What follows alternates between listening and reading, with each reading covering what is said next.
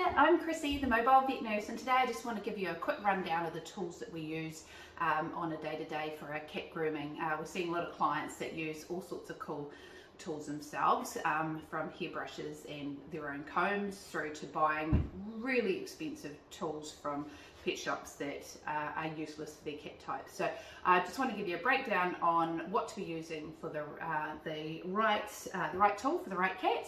So for Oden, he's a long-haired cat, he's a Maine Coon, and has a very thick coat heading into winter. It's not too bad at the moment, so I just like to get on top of it nice and early, so because he's a shocker for fur balls if I don't, and tends to remind me at 3 o'clock in the morning I haven't groomed him. So today's the day.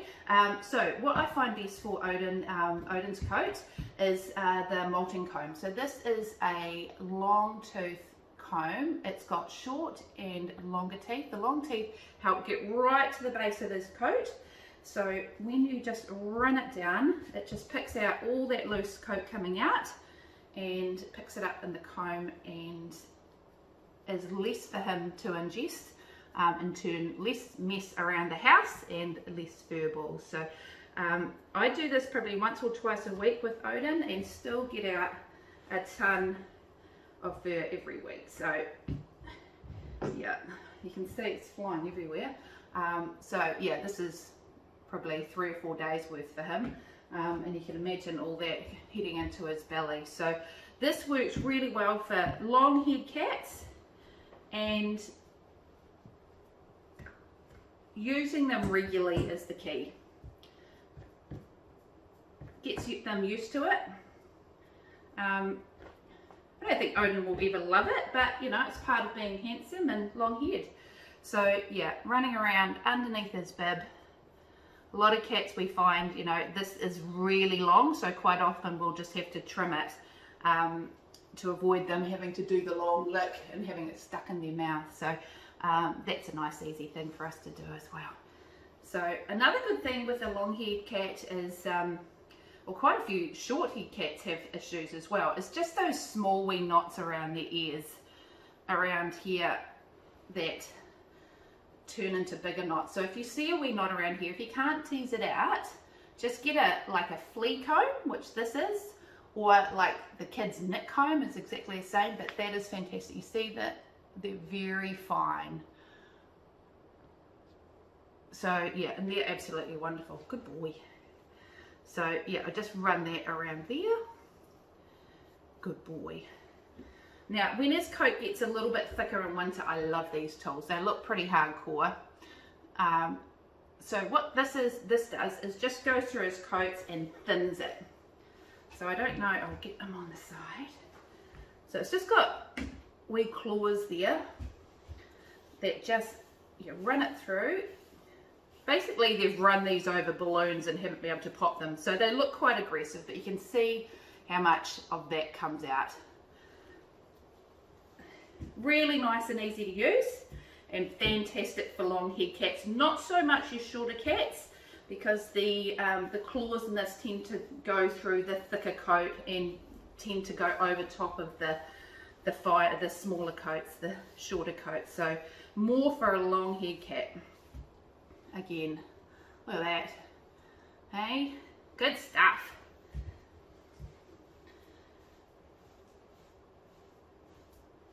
So it's good to make it even, just long sort of strokes, evenly, up and over. Good boy. Lots of praise. So there's different ways that you can get underneath. So for him, he's pretty good just holding him up like this. Good boy. It's important to go in between the legs and up under the arms as well. That's where they tend to get quite knotty. So you can just hold it up like this. Good boy. And then up into this. Good boy. But again, if you do it regularly, you shouldn't be sort of getting into any knots or any mats at all. Good man. Good boy. He's got a very fluffy bum, so that's going to be getting a wee clip later on, but for doing their backs, you can just sort of hold their tail to the side, or get someone to hold it for you, or he's going to hold it up. Good boy. Good man. And get right in here. Good boy. Oh, I know. Good man. Good stuff. Again, if they're a bit pooey around there, don't cut it. Just see if you can comb them out. Quite often they just comb nicely. Good boy. All right. Hey? Good man. For short hair cats, I find these work really well. We've got them on our website. They're pretty much exactly the same as a Furminator.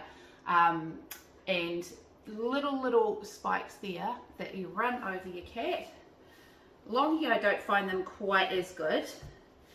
They do get a wee bit out, but not quite as much as the other tools that I've used. So if you've got a short hair cat, those are fantastic and really well priced.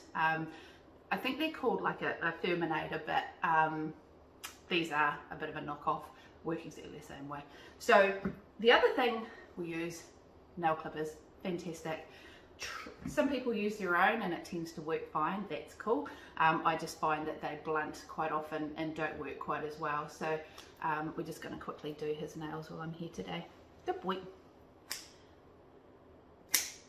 Good boy. So if you're new to doing nail trims, just take the very tips off. Even that will help blunten them a little bit rather than getting caught on things. Oden's just started getting caught in our couch and on my clothes and digs his nails into my knee, so that will be a lot better now.